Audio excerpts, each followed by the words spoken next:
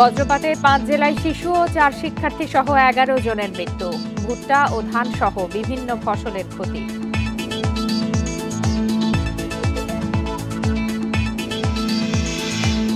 গাজীপুরে রান্নার সময় গ্যাস বিস্ফোরণে গৃহবধূর মৃত্যু। বার্ন ইনস্টিটিউটে ভর্তি 5 জনের মধ্যে 3 জন আশঙ্কাজনক।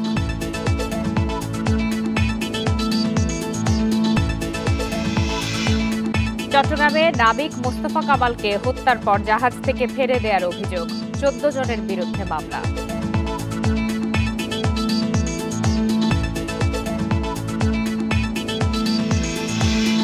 মাগুরায় শিশু আসিয়ার ধর্ষণ ও হত্যা মামলার দ্বিতীয় দিনে চাচা সহ 3 জনের সাক্ষ্য গ্রহণ।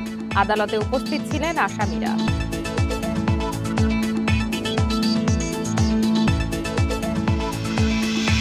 লালমনিরহাটে বুড়িমারি এক্সপ্রেস ট্রেন স্থলবন্দর পর্যন্ত চালুর দাবিতে রেল ও সড়ক পথ অবরোধ, বাস ট্রাক সহ ভারী যান চলাচল বন্ধ। বান্ডেল থাকলে প্রতি সেনমানিতে টাকা বাঁচবে। বিকাশ সেনমানি বান্ডেল কিনে জিতুন প্রতি লেনদেনে। সমগ্র বাংলাদেশের সবাইকে আমন্ত্রণ জানাচ্ছি, আমি ফারহানা লোপা।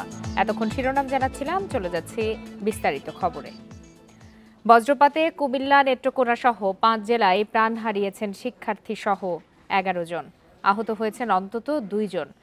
নিহতদের মধ্যে 4 জন শিক্ষার্থী। এছাড়া লালমনিরহাটে কালবৈশাখী ঝড়ের কারণে ভোটমারি সহ বেশ কিছু এলাকায় সঞ্চালন লাইনের খুঁটি উপড়ে শনিবার রাত থেকে বিদ্যুৎ সংযোগ বিচ্ছিন্ন। এছাড়া চর এলাকায় ভুট্টা ও ধানের ক্ষেতের ব্যাপক ক্ষতি হয়েছে। নেত্রকোনায় রোববার রাত থেকে থেমে থেমে বৃষ্টির পর সোমবার ভোর থেকে শুরু হয় বজ্রসহ বৃষ্টি। টানা প্রায় 3 ঘন্টা চলে বৃষ্টিপাত। রাতে কর্মকান্দায় বজ্রপাতে মারা যান মাদ্রাসা শিক্ষক দিদারুল ইসলাম। পরে ভোর 6টার দিকে ঘর থেকে বেরিয়ে মাদ্রাসায় যাওয়ার সময় মদন উপজেলার তিউসটি গ্রামের 9 বছরের আরাফাত মিয়া বজ্রপাতে মারা যায়। কিশোরগঞ্জের অষ্টগ্রামে হাওড়ে ধান কাটার সময় বজ্রপাতে মৃত্যু হয়েছে 2 কৃষকের। আর মাঠে কাজ করার সময় মিঠামইনে মারা গেছেন 1 নারী। এছাড়া বজ্রপাতে কুমিল্লার বরুড়ায় 2 শিক্ষার্থী এবং মুরাদনগরে 2 কৃষক প্রাণ হারিয়েছেন। সুনামগঞ্জের শাল্লায় সকালে বজ্রপাতে মারা গেছেন কলেজ শিক্ষার্থী রিমন তালুকদার। আর চাঁদপুরের মৃত্যু হয়েছে এক গৃহবধূর। এদিকে লালমনিরহাটে রবি ও সোমবার দফায় দফায় কালবৈশাখী ঝড় হয়েছে। এর জেরে ভোটমারি সহ বেশ কিছু এলাকায় সঞ্চালন লাইনের খুঁটি উপড়ে ব্যাহত হয় বিদ্যুৎ সংযোগ। এছাড়া 3 উপজেলায় ছোট বড় বেশ কিছু গাছ উপড়ে পড়েছে। ভুট্টা ও ধানের ক্ষেতের ব্যাপক ক্ষতি হয়েছে চরাঞ্চলে। রেশমি নন্দী, ইন্ডিপেন্ডেন্ট নিউজ। এ বিষয়ে আরো বিস্তারিত জানাতে এই মুহূর্তে চাঁদপুর থেকে যোগ দিয়েছেন সহকর্মী মনিরুজ্জামান বাবলু। সরাসরি চলে যাচ্ছে তার কাছে। মনিরুজ্জামান বাবলু, বজ্রপাতে চাঁদপুরে একজন গৃহবধূর মৃত্যুর খবর আমরা জানতে পেরেছি। এছাড়া আর কি ধরনের ক্ষয়ক্ষতি হয়েছে সেখানে?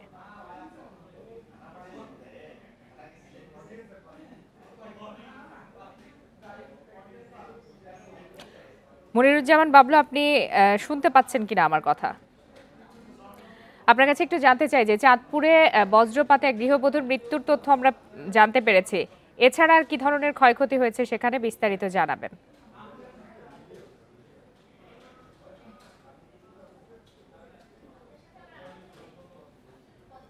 দুঃখিত, আমাদের সংযোগটি বিচ্ছিন্ন হয়ে গেছে। আমরা চলে যাচ্ছি কুমিল্লায়, সেখান থেকে যোগ দিয়েছেন সহকর্মী তানভীর খন্দকার। তানভীর, এর আগের খবরেও আপনার সাথে কথা হচ্ছিল যে কুমিল্লাতে আজকের বজ্রপাতে 4 জনের মৃত্যু হয়েছে, এর মধ্যে 2 জন শিক্ষার্থী, 2 জন কৃষক। এছাড়াও একজন গুরুতর আহত ছিলেন। তার সর্বশেষ কি অবস্থা জানাবেন, সেই সাথে আবহাওয়ার পূর্বাভাস কি রয়েছে আগামী দিনগুলোতে? আমরা আসলে জানাচ্ছিলাম যে কুমিল্লার বরুড়াতে 6ষ্ঠ শ্রেণী পড়ুয়া 2 শিশু, তারা কিন্তু আজকে ঘুরে ওড়াতে গিয়েছিল মাঠে। সে সময় বজ্রপাতে নিহত হয়েছে। তাদের একজনের নাম জিহাদ এবং অপর আরেকজনের নাম হচ্ছে ফাহাদ।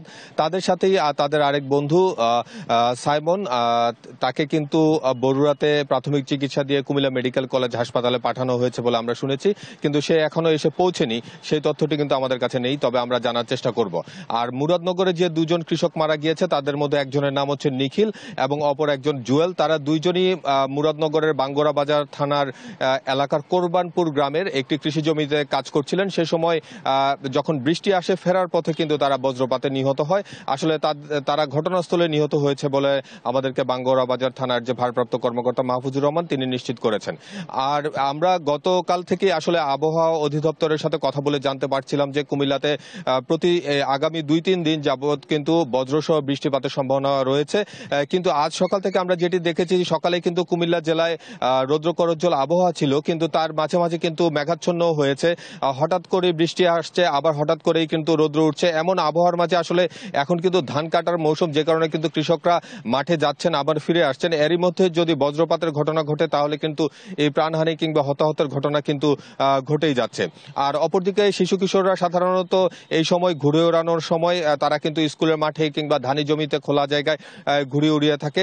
সেইভাবেই কিন্তু আজ সকালে ওই ফাহাদ এবং জিহাদ ঘুরে ওড়ানোর জন্য মাঠে গিয়েছিল, কিন্তু দুর্ভাগ্যজনকভাবে বজ্রপাতে তাদের মৃত্যু হয়। পরবর্তীতে আমরা দেখেছি যে একটি ভিডিও আসলে সামাজিক যোগাযোগ মাধ্যমে ভাইরাল হয়েছে। সেখানে আমরা দেখেছি যে তারা দুইজন নিহত অবস্থায় ধানি জমিতে পড়ে রয়েছে, তাদের পাশেই কিন্তু ঘুড়িগুলো পড়ে আছে। তো আমরা স্থানীয় বরুড়া উপজেলার পয়ালগচ্ছ গ্রামে, যে গ্রামে এই ঘটনা ঘটেছে, সেখানে প্রত্যক্ষদর্শীদের সাথে কথা বলেছি। তারা বলেছে যে সেই সময় যারা ঘুরে উড়াচ্ছিল আশেপাশে কিন্তু আরো বেশ কয়েকজন ছিল।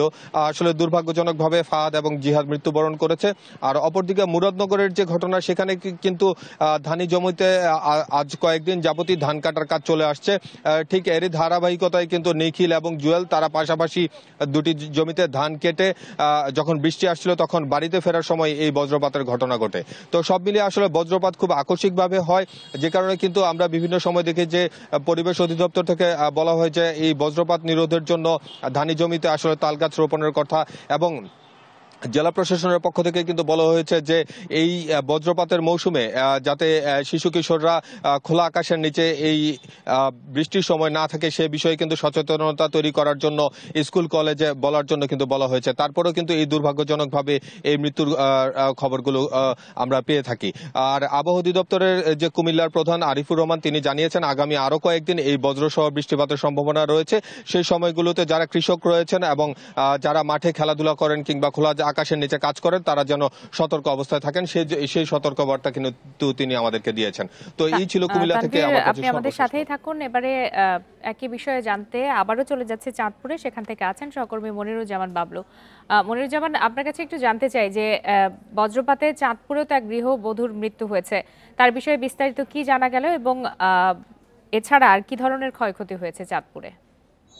চাঁদপুরে আজকে সকাল থেকেই মেঘলা আকাশে ছিল। আর সেই মেঘলা আকাশে যে বিষয়টি বলছিলেন যে চাঁদপুরে কোচা উপজেলার নাহারা গ্রামে যে বজ্রপাতে গৃহবধূর মৃত্যুর ঘটনা ঘটেছে, তিনি আসলে তার স্বামী সকালে ধান কাটতে ফসলি জমিতে যায়। আর তিনি ধানের যে খড় রয়েছে এই খড়গুলো মাঠ থেকে আনার জন্য কিন্তু তিনি বাড়ি থেকে বের হওয়ার ঠিক মুহূর্তেই বজ্রপাতের শিকার হন। এবং আমরা দেখেছি বজ্রপাতের আগে কিন্তু কৌতূহল বশত তার ঘর থেকে আরেকজন কিন্তু ভিডিও করছিলেন এবং বজ্রপাতের সেই দৃশ্যটি আমরা দেখেছি একেবারে বাড়ির এক কর্নারেই কিন্তু ঘটনাটি ঘটেছে। এবং তাৎক্ষণিক তাকে উপজেলা স্বাস্থ্য কমপ্লেক্সে আনা হয় এবং সেখানে চিকিৎসক তাকে মৃত ঘোষণা করা হয়। চিকিৎসকরা বলছেন গৃহবধূর যখন বজ্রপাতটি হয়েছিল তখন কিন্তু তিনি যে বাড়ি থেকে মাঠে যাচ্ছিলেন, কিন্তু ওই মুহূর্তে বাড়ির কর্নারেই বজ্রপাতের শিকার হয়েছেন, কিন্তু তার শরীরে কোনো আঘাতের চিহ্ন পাওয়া যায়নি। তবে ডাক্তাররা বলছেন এইসব বজ্রপাতের সময় কিন্তু হার্ট অ্যাটাক হয়ে থাকে সবচেয়ে বেশি, এবং বজ্রপাতে এই সময়টায় অবশ্যই কৃষি কাজের ব্যস্ততা অনেক বেশি। চাঁদপুরে এই ফসলি মাঠ এখন ইরি বোরোর ধান কাটার মৌসুম চলছে। প্রায় এখনো 80% ধান এখনো কিন্তু কাটা শেষ হয়নি, এখনো মাত্র 20% ধান কাটা হয়েছে। কৃষি অফিস থেকে পাকা ধান কেটে নেওয়ার জন্য একাধিকবার তাগাদা দিয়েছেন। আমরা দেখেছি চাঁদপুরে আজকে যে ঝড় বৃষ্টি হয়েছে এই ঝড় বৃষ্টিতে আমরা দেখেছি আকাশের যে বজ্রপাত সেটি কিন্তু বৃষ্টির চেয়েও বজ্রপাতের সংখ্যা প্রায় বেশি। আমরা আবহাওয়া অফিসের সাথে কথা বলেছি, তারা বলছেন মাত্র 4 মিলিমিটার বৃষ্টি হয়েছে। কিন্তু আমরা দেখেছি শাহরাস্তি, হাজীগঞ্জ এবং কোচা উপজেলা এবং চাঁদপুর সদরে যে বৃষ্টিপাত হয়েছে এতে কিন্তু সবচেয়ে বেশি ক্ষয়ক্ষতি হয়েছে কিন্তু কৃষকদের, তারা মাঠে যেতে পারেনি। চাঁদপুর থেকে আমার কাছে এই ছিল সর্বশেষ। চাঁদপুর থেকে জানাচ্ছিলেন সহকর্মী মনিরুজ্জামান বাবলু। মাগুরায় শিশু আসিয়া ধর্ষণ ও হত্যা মামলায় দ্বিতীয় দিনের সাক্ষ্য গ্রহণ শেষ হয়েছে। সকাল 10:30টায় জেলা নারী ও শিশু নির্যাতন দমন ট্রাইব্যুনালের বিচারক এম জাহিদ হাসানের আদালতে সাক্ষ্য গ্রহণ হয়। দ্বিতীয় দিনে আসিয়ার চাচা, স্থানীয় এক মাদ্রাসার শিক্ষক সহ 3 জনের সাক্ষ্য নেওয়া হয়। এ সময় আদালতে উপস্থিত ছিলেন 4 আসামি। কাল আবারও সাক্ষ্য গ্রহণ হবে। গত 5 মার্চ বোনের শ্বশুরবাড়ি বেড়াতে গিয়ে ধর্ষণের শিকার হয় 8 বছরের শিশুটি। 13 মার্চ চিকিৎসাধীন অবস্থায় মৃত্যু হয় তার। এ ঘটনায় মামলার পর বোনের জামাই, শ্বশুর, শাশুড়ি সহ 4 জনকে গ্রেপ্তার করা হয়েছে। 13 এপ্রিল চার্জশিট দাখিল করে পুলিশ। বিজ্ঞ আদালত 3 জন সাক্ষীকে প্রসেস দিয়েছেন। 3 জন সাক্ষী হুজুর আদালতে আজকে তাদের সাক্ষ্য প্রদান করেছে। বিজ্ঞ আদালত 3 জন সাক্ষীর সাক্ষ্য শেষে বাকি সাক্ষীর জন্য আগামীকাল দিন ধার্য করেছে। বৈষম্য বিরোধী আন্দোলনে হামলা মামলায় রাজবাড়ী 1 আসনের সাবেক সংসদ সদস্য কাজী কেরামত আলীর 2 দিনের রিমান্ড মঞ্জুর করেছে আদালত। দুপুরে রাজবাড়ী সদর আমলি আদালতের বিচারক তামজিদ আহমেদ এই রিমান্ড মঞ্জুর করেন। রাষ্ট্রপক্ষের আইনজীবী আব্দুর রাজ্জাক জানিয়েছেন, ছাত্র আন্দোলনে হামলা মামলায় 7 দিনের রিমান্ড আবেদন করেন তদন্তকারী কর্মকর্তা। পরে শুনানি শেষে বিচারক 2 দিন মঞ্জুর করেন। গত 6 এপ্রিল রাজধানীর মহাখালী থেকে কাজী কেরামত আলীকে গ্রেপ্তার করে গোয়েন্দা পুলিশ। পরদিন তাকে রাজবাড়ী আদালতে হাজির করা হলে আদালত তার জামিন আবেদন না মঞ্জুর করে কারাগারে পাঠানোর নির্দেশ দেয়।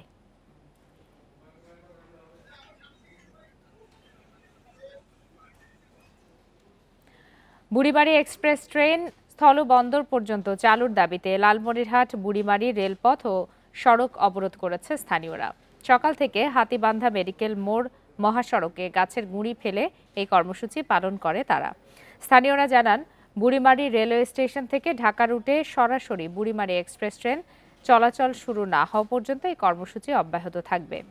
অবরোধের কারণে ওই পথে দূরপাল্লার বাস, ট্রাক সহ সব ধরনের ভারী যানবাহন চলাচল বন্ধ রয়েছে।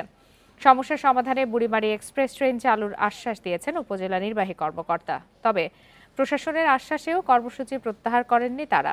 গত 1 সপ্তাহ ধরে বুড়িমারি এক্সপ্রেস ট্রেন চালুর দাবিতে নানা কর্মসূচি পালন করে আসছেন স্থানীয়রা। বুড়িমারি এক্সপ্রেস চালু করতে হবে, যতদিন চালু হচ্ছে না ততদিন অবরোধ চলবে। প্রশাসনের দৃষ্টি আকর্ষণ করছে, এটা যদি দূরত্ব ছাড়িয়ে দেয় আমাদের একটা ব্যবস্থা করুক। আমরা আসি কালকের থেকে, একদম আমার কষ্ট হচ্ছে অনেক। তারা যৌক্তিক দাবি নিয়ে আন্দোলন করছেন, কিন্তু পাবলিক কিন্তু গত কয়েকদিনে বেশ দুর্ভোগ হচ্ছে। এই দুর্ভোগের জন্য তারাও ফিল করতেছেন।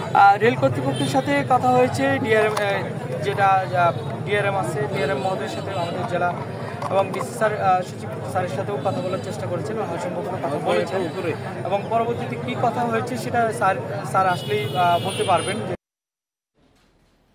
অবরোধের বিষয়ে আরো বিস্তারিত জানাতে এই মুহূর্তে লালমনিরহাট থেকে যোগ দিয়েছেন সহকর্মী মাহফুজ রহমান। মাহফুজ রহমান, 8ম দিনের মতো চলছে অবরোধ কর্মসূচি, কি ধরনের ভোগান্তি হচ্ছে সেখানে? আর প্রশাসনের পক্ষ থেকে তো কিছুটা হলেও আশ্বাস পাওয়া গেছে, তারপরও অবরোধ চলমান রাখার কারণ কি?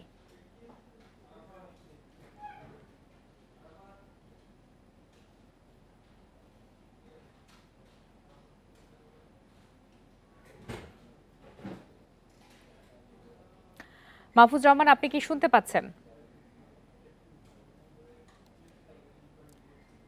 মাহফুজ রহমান, আপনার কাছে জানতে চাই যে 8ম দিনের মতো অবরোধ কর্মসূচি পালন করছেন স্থানীয়রা, সেক্ষেত্রে কি ধরনের ভোগান্তি হচ্ছে সেখানে? আর প্রশাসনের পক্ষ থেকে তো কিছুটা হলেও আশ্বাস দেওয়া হয়েছে, সেক্ষেত্রে তারপরও অবরোধ জারি রাখার কারণ কি?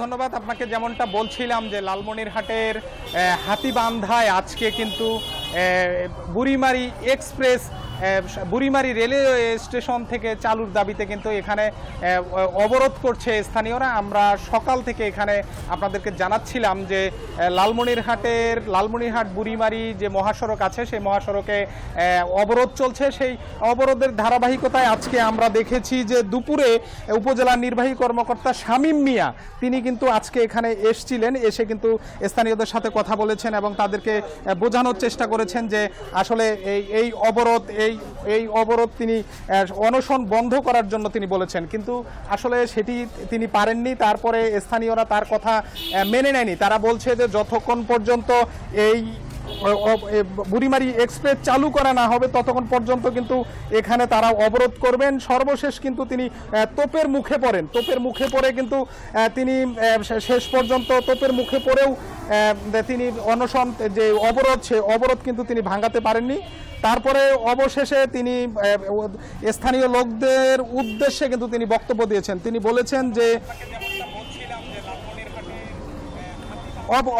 অবরোধ তিনি কিন্তু অনশন ভাঙতে পারেনি। সবশেষে তিনি কি করলেন, এসে কিন্তু স্থানীয়দের সাথে কথা বলে তারপরে তিনি বললেন যে এটি স্থানীয়দের দাবি, পাশাপাশি এটি প্রশাসন সার্বিক সহযোগিতা করবে এবং প্রশাসনের সার্বিক সহযোগিতায় কিন্তু এই বুড়িমারি এক্সপ্রেস চালুর ব্যাপারে কিন্তু প্রশাসনও তাদেরকে সাপোর্ট দিবে। আমরা উপজেলা প্রশাসনের সাথে কথা বলে যেমনটি জেনেছি যে কিছুক্ষণ পরেই লালমনিরহাট জেলা প্রশাসক HM রকিব হায়দার তিনি কিন্তু এই ঘটনাস্থলে আসার কথা রয়েছে। তিনি ঘটনাস্থলে এসে এই হাতিবান্ধা মেডিকেল মোড়ে এসে যে মঞ্চ তৈরি করা হয়েছে, অনশনের বা অবরোধের যে মঞ্চ তৈরি করা হয়েছে, সেই মঞ্চে কিন্তু এসে কথা বলার কথা রয়েছে লালমনিরহাট জেলা প্রশাসক HM রকিব হায়দার। অর্থাৎ জেলা প্রশাসক আসার পরে হয়তো এই সমস্যার সমাধানে একটি দিক নির্দেশনা পাওয়া যাবে। মাহফুজ রহমান, আপনাকে অনেক ধন্যবাদ। নওগাঁ ও কুষ্টিয়ায় চালের বাজারে কমতে শুরু করেছে দাম। সপ্তাহের ব্যবধানে সরু চালের কেজিতে কমেছে 4 থেকে 10 টাকা পর্যন্ত। বাজারে নতুন ধান আসায় চালের দাম কমছে বলে জানিয়েছেন মিল মালিকরা। চলতি মৌসুমে ইরিবোরো ধান কাটা শুরু হওয়ায় নওগাঁয় চালের বাজারে কমতে শুরু করেছে মোটা ও সরু চালের দাম। সপ্তাহের ব্যবধানে মোটা ও সরু চালের দাম কেজিতে কমেছে 3 থেকে 6 টাকা পর্যন্ত। জেলার খুচরা বাজার ঘুরে দেখা যায় সরু জিরা কাটারি চাল কেজিতে 4 থেকে 6 টাকা কমে 74 থেকে 75 টাকা এবং মোটা স্বর্ণা পাঁচ চাল 3 থেকে 4 টাকা কমে প্রতি কেজি 52 থেকে 55 টাকায় বিক্রি হচ্ছে। স্বর্ণা 5 54 55 টাকা কেজি, আপনার 49 58 60 টাকা কেজি, সব ধরনের চাল খুব ভালো দামে আছে। চলতি ইরিবোরো মৌসুমের ধান ইতিমধ্যে কর্তন শুরু হয়েছে, এতে করে হাটে বাজারে ধানের সরবরাহ বৃদ্ধি পেয়েছে। সব ধরনের ধানের মূল্য কমতে শুরু করেছে। কুষ্টিয়াতেও বোরো ধান মারাই শুরু হয়েছে। এতে কুষ্টিয়ার খাজানগর মিলগেট থেকে শুরু করে জেলার খুচরা বাজারে কমতে শুরু করেছে সব ধরনের চালের দাম। সপ্তাহের ব্যবধানে মিনিকেট কেজিতে 10 টাকা কমে বিক্রি হচ্ছে 74 থেকে 75 টাকায়। পুরাতন চালগুলো যেভাবে বিক্রি হচ্ছিল যে উচ্চ দামে, সেই উচ্চ দামে চালের বিপরীতে নতুন চালগুলো অন্তত কেজিতে 7-8 টাকা করে অন্তত কম। মিনিকেট, কাজললতা এবং 28 প্রত্যেকটা চাউলই অনেকাংশে কমে গেছে, প্রায় কেজিতে 8 থেকে 10 টাকা। হঠাৎ করে চালের দাম কমে যাওয়ায় সিন্ডিকেট চক্র এখন বিপাকে বলে জানিয়েছেন চালকল মালিক সমিতির নেতারা। 8 টাকা 9 টাকা চালের দাম কমে গেছে, তা আরও কমবে, হয়তো 2-1 টাকা কমবে।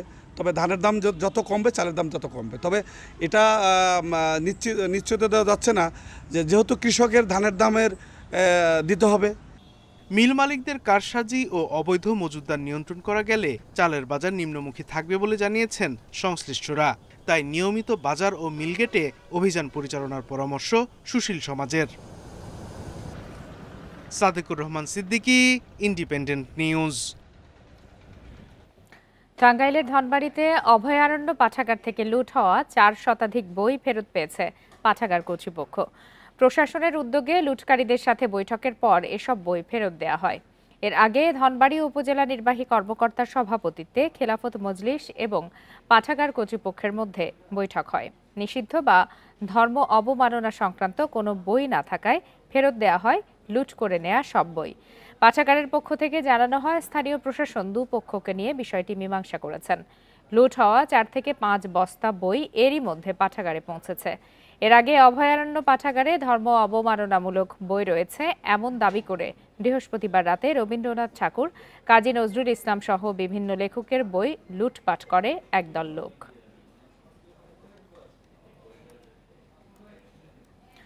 যশোরের মনিরামপুরে নিজ ঘর থেকে এক গৃহবধূর মরদেহ উদ্ধার করেছে পুলিশ। ঘটনার পর থেকে তার স্বামী ও দ্বিতীয় স্ত্রী পলাতক রয়েছে। সকালে উপজেলার খাটুয়া ডাঙ্গা গ্রামে এই ঘটনা ঘটে। নিহত সাথী আক্তার ওই গ্রামের মিজানুর রহমান মিন্টুর প্রথম স্ত্রী। পুলিশ জানায় সকালে ঘরের দরজা বন্ধ দেখে প্রতিবেশীরা ডাকাডাকি করে। পরে সাড়া না পেয়ে দরজা ভেঙে ঘরে ঢুকে সাথীর গলা কাটা মরদেহ দেখতে পায়। খবর পেয়ে ঘটনাস্থলে গিয়ে মরদেহ উদ্ধার করে যশোর সদর হাসপাতালে পাঠানো হয়।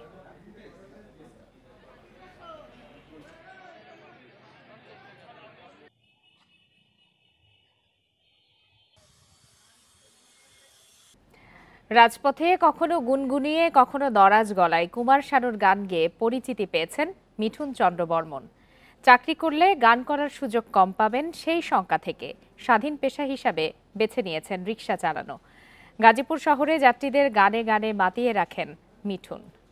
ধীরে ধীরে সে মেরি জিন্দগি মে আনা, ধীরে ধীরে সে দিল কো চুরানা। কণ্ঠ শুনে মনে হতে পারে গাইছেন জনপ্রিয় সঙ্গীত শিল্পী কুমার শানু। রিকশার প্যাডেল ঘুরিয়ে গান গেয়ে ছুটে চলা এই গায়কের নাম মিঠুন চন্দ্র বর্মন। কুমার শানুর গান যেন তার ধ্যান জ্ঞান।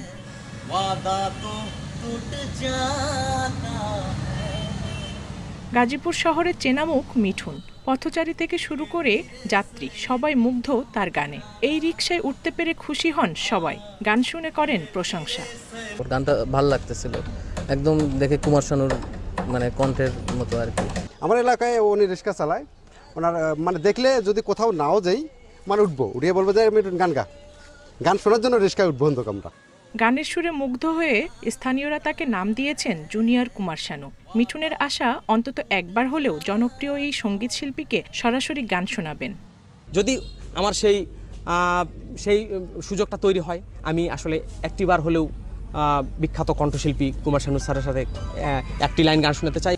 ছোটবেলা থেকেই গানের প্রতি ভালোবাসা, সেই জন্য ছেড়েছেন নওগাঁর মহাদেবপুরের বাড়ি। তবে ছাড়েননি পড়াশোনা। নওগাঁ কলেজ থেকে রাষ্ট্রবিজ্ঞান বিষয়ে অনার্স শেষ করে এখন মাস্টার্সের ছাত্র মিঠুন। সেখান থেকে একটি বেসরকারি প্রতিষ্ঠানে চাকরি করলেও ঠিকমতো গান করার সুযোগ পাচ্ছিলেন না, তাই সেটা ছেড়ে স্বাধীন পেশা হিসেবে শুরু করেন রিকশা চালানো। বললেন গাজীপুরে আয় বেশি এবং গানের সুযোগও পাওয়া যায়। রিকশা তো ঢাকার অনেক ভাড়া, আমাদের এলাকায় রিকশা এখান থেকে অনেক দূর গেলে 20 টাকা করে, আর এখানে এইটুকু যেতে 20 টাকা 30 টাকা 50 টাকা, মাত্র 1 কিলোমিটার যাইতে। তখন আমি চিন্তা করলাম যে এটা যদি আমি করি তাহলে মানে হাফ বেলা যদি আমি রিকশা চালাই তাহলে হয়তো আমি গান নিয়ে করতে পারবো। কুমার শানুর গান গেয়ে পরিচিত হলেও নিজস্ব গায়কি দিয়ে প্রতিষ্ঠা পেতে চান মিঠুন। मैंने भी अपना दिल ये जा तेरे नाम कर दिया। Independent news. গাজীপুরের পুবাইলে গ্রেপ্তার এক ইমাম চিকিৎসাধীন অবস্থায় মারা গেছেন। গত রাত ৩টার দিকে গাজীপুর জেলা কারাগারে অসুস্থ হলে হাসপাতালে নেয়ার পর তার মৃত্যু হয় বলে জানিয়েছে কারা কর্তৃপক্ষ। মৃত ইমাম রহিজউদ্দিন কুমিল্লার মতলব থানার বাদশা মিয়ার ছেলে। তিনি হায়দরাবাদ আখলাদুল জামে মসজিদের ইমাম ও খতিব হিসাবে কাজ করতেন। পুলিশ জানিয়েছে হায়দরাবাদ এলাকায় এক কিশোরকে বলাৎকারের অভিযোগে রহিজউদ্দিনকে আটক করে গাছে বেঁধে গণপিটুনি দেয় এলাকাবাসী। পরে পুলিশ তাকে গ্রেপ্তার করে আদালতের মাধ্যমে কারাগারে পাঠায়। সেখানে অসুস্থ হলে তাকে হাসপাতালে নেওয়া হয়। পরে হাসপাতালে চিকিৎসাধীন অবস্থায় মারা যান তিনি।